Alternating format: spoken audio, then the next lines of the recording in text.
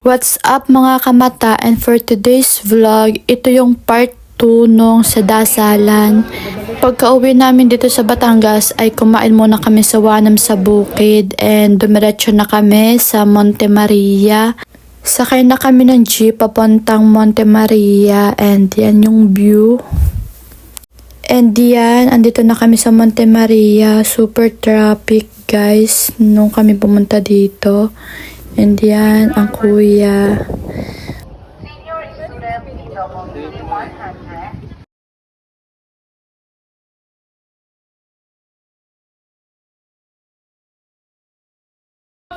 Dito ay nagpicture-picture kami muna. Yan, ang mga person.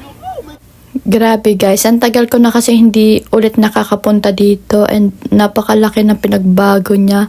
So, lalo siyang gumanda. Kita nyo yan, yung view. And yan, nagbabayad ang daddy kasi niyakag namin ang daddy pumunta diyan sa taas. And bumili na din ang daddy ng mga pampasalubong niya sa kanyang amo. Yan, kaya ang kuya ay may hawak na plastic na white. And yan ang person for the video na naman. So, pinaupo muna kami ni ate dito sa waiting area bago kami pumasok sa elevator. And yan, nag-video na ulit muna kami ng daddy, ng kuya.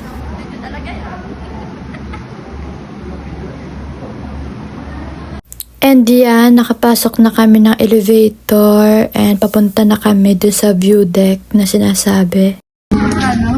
Hindi mo lang tawaran. Dito yan.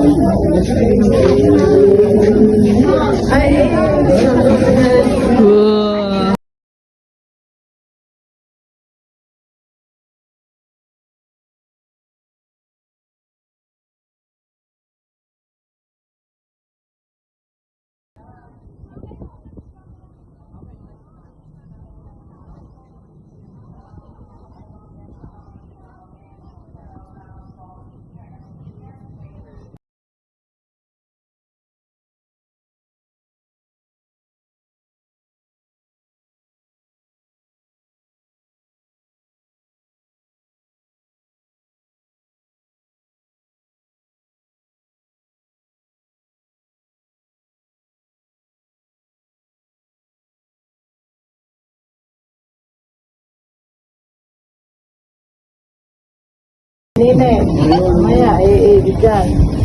Smile! Smile!